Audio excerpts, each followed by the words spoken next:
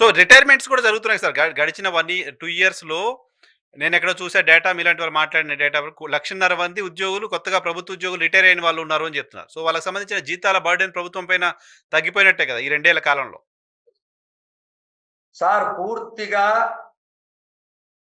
62 సంవత్సరాలు పెంచినందువల్ల హ్మ్.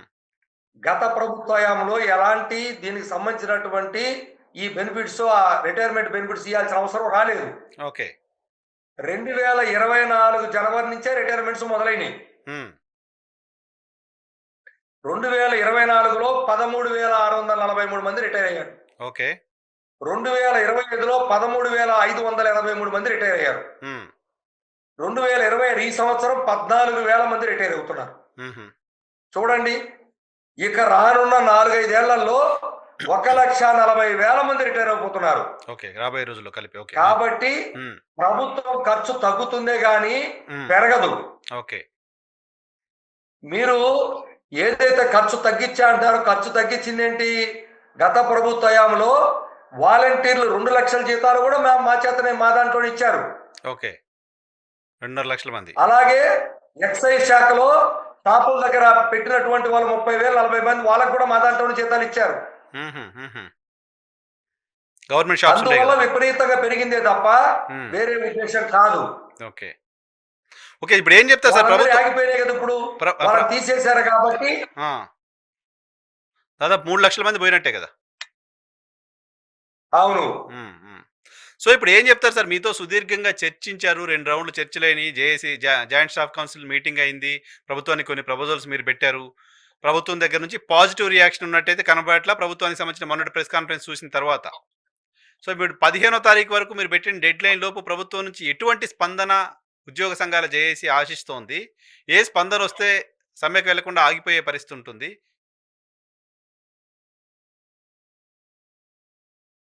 సార్ ఇప్పుడు మేము 15వ తారీఖు అనేది డెడ్‌లైన్ ప్రభుత్వానికి పెట్టడం కాదది. హ్మ్. మీకు మేము పెట్టుకున్న 15 తర్వాత మేము ఒకసారి ఉద్యమానికి మొదలుపెట్టిన తర్వాత ఇది ఎవరికైనా తెలుస్తుంది. కామన్ మ్యాన్‌కైనా అర్థమవుతది. హ్మ్. మేము ఉద్యమానికి ఎళ్ళినోని వెనక్కి పిలిచారు. అవును. పిలిచినప్పుడు మేము సమావేశాలు పెట్టుకుంటాం. పెట్టినప్పుడు ఆ సమావేశాల్లో మాకు సానుకూలంగా వస్తే పర్వాలేదు. హ్మ్. లేనప్పుడు ఉద్యమానికెళ్ళాలని పలానా డేట్ మీటింగ్ పెట్టుకుందామని అనుకుంటాం. ఓకే. సో ఇప్పుడు కూడా అదే చేశాం. హ్మ్. ఏపీజేఏసీ అమరావతి హ్మ్. ప్రభుత్వానికి వెసులుబాటు ఇవ్వాలి. కొంత సమయం ఇవ్వాలి. వాళ్ళు కూడా మాట్లాడుకోవాలి. మళ్ళా ప్రభుత్వం మాతో మాట్లాడాలనే మేము 15 దాకా ఆగి 17 తర్వాత మళ్ళా సమావేశం వేసుకుంటామని చెప్పామే గాని, ఇది ప్రభుత్వానికి ఏదో డెడ్‌లైన్ కనుక్కొని వాళ్ళు ఏదో మాకు డెడ్‌లైన్ వాళ్ళు ఇస్తారా అని అట్లా ఊహించొద్దు ప్రభుత్వము. మేము మా సమావేశం పెట్టుకొని మళ్ళా మాకు సరైనటువంటి స్పందన ప్రభుత్వం నుంచి రాకపోతే మా నిర్ణయాలు మేము తీసుకుంటాం. ఎందుకంటే ఉద్యమం మధ్యలో నుంచి బయటకు వచ్చాం కదా మేము. ఓకే. హోల్డ్ చేశారుగా. హ్మ్.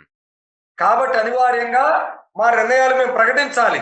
కానీ ప్రభుత్వం మాకేదో వేరే విధంగా దాన్ని తీసుకుంటే అది మా తప్పు కాదు, ప్రభుత్వానిదే అవుతుంది. సరే, ఇక్కడ ఒక మాట చాలా మంది ఉద్యోగ సంఘాలకు సంబంధించిన మనం రెగ్యులర్‌గా మాట్లాడుతున్న ఉద్యోగులకు సంబంధించిన ఇష్యూల పైన 3, 4 సార్లు ఇప్పటికే కంటిన్యూస్‌గా ఇంటర్వ్యూస్ చేశాం. కొంతమంది నాతో మాట్లాడుతున్నారు. కొంతమంది మెసేజ్‌లు పెడుతున్నారు. ఉద్యోగ సంఘాల నాయకులు ప్రభుత్వం ఏం చెప్తే అది చేస్తున్నారు. ప్రభుత్వమే ఉద్యోగ సంఘాల నాయకుల్ని నడిపిస్తోంది.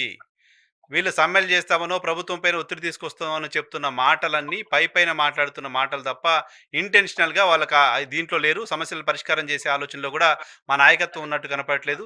కనీసం పీఆర్‌సీ చైర్మన్ నియామకాన్ని చేయించలేనంత వీక్‌గా మా నాయకత్వాలు ఉన్నాయా సార్ అని అడుగుతున్నారు. సార్ అందుకనే ఏపీజేఎస్ అమరావతి గత ప్రభుత్వ హయాంలో కూడా 92 రోజులు ఏ సంఘాలు కలిసి రాకపోతే ఒంటరి పోరాటం చేసి మార్చి 8, 2023 నుంచి చలో విజయవాడ చేసింది 2022 ఫిబ్రవరి 3. హ్మ్. కానీ మేము 2023లో చర్చించినటువంటి అంశాల పరిష్కారం కాలేదని పక్కన ఉన్నటువంటి సంఘాలను కూడా ఆహ్వానించి రౌండ్ టేబుల్ కూడా పెట్టి దాదాపు 3, 4 మాసాలు ఆ సంఘాలతో కలిసి ఉద్యమానికి పోదామంటే వాళ్ళు ముందుకు రాకపోయినా సరే ఫిబ్రవరి 5వ తారీఖున కర్నూలులో నిర్ణయం తీసుకొని మార్చి 8 నుంచి మే 9వ తారీఖు దాకా 92 రోజులు సుదీర్ఘంగా ఉద్యమం చేసిన చరిత్ర ఏపీజేసి అమరావతిది. ఇక్కడ మాట ఆ సార్, రోజు సరే కూడా సరే గత ప్రభుత్వం 35 మీ సమస్యల్ని జీవోలు పరిష్కారం తెచ్చుకున్నాం. గత ప్రభుత్వం మీ సమస్యల్ని పరిష్కారం చేయలేదు. వాళ్ళకి చాలా సమయం ఇచ్చారు. ఫ్లెక్సిబుల్‌గా సమయం ఇవ్వాలి కాబట్టి ఇచ్చారు. 24లో అసెంబ్లీ ఎన్నికలు జరుగుతుంటే 23లో మార్చిలో మీరు ఉద్యమం మొదలుపెట్టారు. ఉద్యమం చేశారు. ప్రభుత్వం దిగి రాలేదు. మీరు ఫైట్ చేశారు డెఫినిట్‌గా. రోడ్డెక్కారు. పెద్ద ఎత్తున ప్రభుత్వం నిర్బంధం ఉంటే కూడా విజయవాడను ముట్టడించారు. ఆందోళన చేశారు. అప్పుడు అధికారంలో లేని పార్టీలు మీకు హామీ ఇచ్చాయి.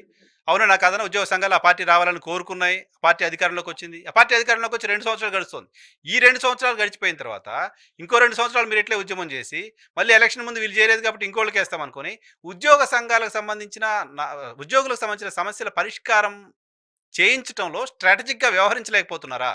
మీరు కూడా పదే పదే మోసానికి గురవుతూ ఉండిపోతున్నారా? అందుకనే ఈ రోజు ఏపీజేఎస్ అమరావతి మీరు చెప్పినటువంటి పరిస్థితి రాకూడదనే ఇంకొక సంవత్సరం రోజుల తర్వాత అయితే పూర్తిగా మన చేతుల్లో ఉండదు. కాబట్టే మేము ఇప్పటి నుంచే ఉద్యమం తీసుకోవాల కార్యాచరణ అని చెప్పని మేము ఇతర సంఘాలను కూడా కలుపుకొని వెళ్దామని 3 మాసాలుగా విశ్వ ప్రయత్నం చేశాము. సో మేము మిగతా సంఘాలను ఎవరిని కూడా తప్పుపట్టే పరిస్థితి చేయకూడదు తోటి సంఘాలుగా. కాబట్టి మేము వాళ్ళ గురించి మాట్లాడదలుచుకోలేదు. ఏపీజేఎస్ అమరావతి మాత్రం నిబద్ధతగానే ఉద్యమానికి సిద్ధమయ్యాం. ఇప్పుడు రేపు 15వ తారీఖు దాకా మాకు ప్రభుత్వం పిలిచినా పిలవకపోయినా మేము అతి త్వరలో మళ్ళా రాష్ట్ర సెక్రటరీ సమావేశం వేసుకుంటాం. తర్వాత విస్తృత సమావేశాన్ని కూడా జిల్లాలకు వెళ్లకుండానే రాష్ట్ర స్థాయిలోనే మీటింగ్ పెట్టాలని ఇప్పటికే నిర్ణయం తీసుకున్నాం. అంటే ఇక్కడే పెట్టేస్తాం ఒక మంచి సమావేశాన్ని పెట్టి అన్ని జిల్లాల నుంచి పిలిచి మేము డైరెక్ట్ యాక్షన్ ప్లాన్ కి వెళ్ళిపోతాము, రాష్ట్ర ప్రభుత్వానికి నోటీస్ ఇస్తామని కూడా ఇప్పటికే స్పష్టం చేశాం. దానికి తగ్గట్టుగానే ఇప్పటికే మాకు పెద్దన్నలుగా ఉన్నటువంటి సిఐటి ఏఐటిసి నాయకత్వాలను కలిశాము. వాళ్ళు సంపూర్ణ మద్దతును ఏపీజేఎస్ అమరావతికి ప్రకటించాయి. కాబట్టి మేము దానికోసం మధ్యవర్తిగా కూడా వ్యవహరించమని సిఐటి ఏఐటి నాయకత్వాలకు చెప్పాం. అయ్యా మిగిలిన సంఘాలకు కూడా అందరిని పిలిపించి ఐక్య ఉద్యమాలకి మీరు కూడా కృషి చేయండి చెప్పి వాళ్ళకి చెప్పాము. వాళ్ళు కూడా మధ్యవర్తిత్వం చేసి మిగిలిన వాడు కూడా కలిపి ఐక్య ఉద్యమాలకు వెళ్దామని చెప్పి మాకు మాట ఇచ్చారు. ఆ పరంగా అన్ని సంఘాలు సిద్ధమవుతున్నాము. ఆ విషయం వచ్చినప్పుడు అన్ని సంఘాలు ఐక్యంగానే ముందుకెళ్తాయి. గతంలో కూడా చలో విజయవాడ లాంటి కార్యక్రమాన్ని చేశాము. అయితే ఈ ప్రభుత్వం అలాంటి కార్యక్రమాలని మళ్ళా తిరిగి అలాంటి పరిస్థితిని రావద్దు అని మేము కోరుకుంటున్నాము. కానీ ప్రజలు ఇలాంటి తప్పుడు సమాచారాలు పంపించి జీతాలంతా కూడా రాష్ట్ర ప్రభుత్వ ఆదాయం అంతా జీతాలకు పోతుందని చెప్పడం, తద్వారా ఉద్యోగుల్ని ఈ విధంగా రెచ్చగొట్టి ఇబ్బంది పెట్టి ప్రజలకు ఏదైనా రేపు అసౌకర్యం మా ఉద్యమాల వల్ల జరిగితే దానికి ప్రభుత్వమే బాధ్యత వహించాలి. మాకు ఎలాంటి బాధ్యత లేదు.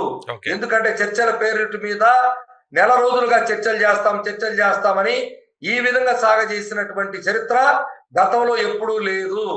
ఇది మంచి పద్ధతి కాదు. ఫ్రెండ్లీ ప్రభుత్వం చేసేటువంటి పరిస్థితి అసలు అంతకంటే కాదు.